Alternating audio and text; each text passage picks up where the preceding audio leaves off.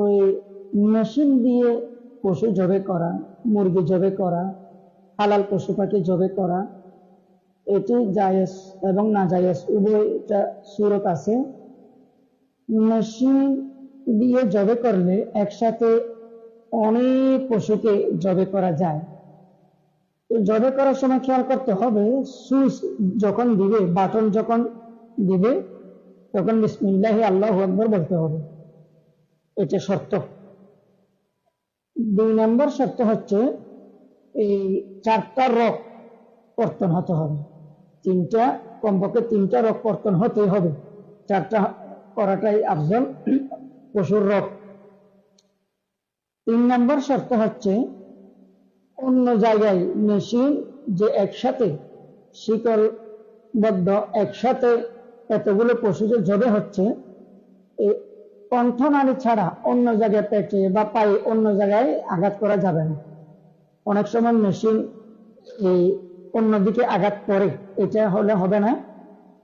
আর একটি শর্ত হচ্ছে এই মেশিন দিয়ে যখন জবে করবে, সেখানে যদি কিছু পশু কোনো কারণে জবে না হয়, ওই পশুগুলোকে দ্বিতীয়বার দাঁড় করানো হয়, তখন বাটন দেওয়ার সময় যদি বিসমিল্লাহ আল্লাহু আকবার না বলে, প্রথমবার বলছে এই কারণে দ্বিতীয়বার মনে করতেছে না যে বলতে হবে, তাহলে কিন্তু দ্বিতীয়বার পশুগুলো জবে হালাল হচ্ছে না বিসমিল্লাহ আল্লাহু আকবার না বলার কারণে।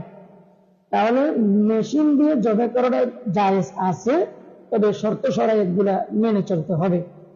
আর ড্রেসিং সম্পর্কে যেটা বলেছেন, আমরা 12 মাস মুরগি ড্রেসিং করে বাজার থেকে আনি। এই ড্রেসিং মুরগির পেটের ভিতরে নাড়ি বুড়ি রাখা অবস্থায় যদি ড্রেসিং করা হয়, ড্রেসিং করার সাথে সাথে এই নাড়ি বুড়ি এবং তার পেটে যে ময়লাগুলো, রক্ত, ব্লাড, এগুলো শরীরে ছিটে যায়, গোস্তের মধ্যে ছিটে যায়, লেগে যায়, ছড়াই যায়, যার কারণে জীবাণু হয়ে যায়, এই জন্য হারাম। আর যদি আগে নাড়ি বুড়ি বাহির করে, পেট থেকে নাড়ি বুড়ি বাহির করার পরে এগুলোকে ড্রেসিং করে, তখন এটা হালাল হবে, ওলামায়ে কেরামরা বলেছেন। আবার অনেক সময় দেখা যায় গরম পানির মধ্যে রক্ত থাকে, ব্লাড, মুরগি ড্রেসিং করছিল, এই জন্য দূষিত পানি, জীবাণু পানি, ব্লাড আছে আগের, এরকম পানিতে ড্রেসিং করলেও হবে না, যেহেতু অসংখ্য জীবাণু থাকে। তো ড্রেসিং করা হালাল হবে তখন যখন মুরগির পেট থেকে নাড়ি বুড়ি যা আছে ময়লা, এগুলো বের করার পরে পরিষ্কার গরম পানিতে ড্রেসিং করলে সে মুরগি খাওয়া হালাল হবে, না হয় হালাল হবে না। অসংখ্য ধন্যবাদ।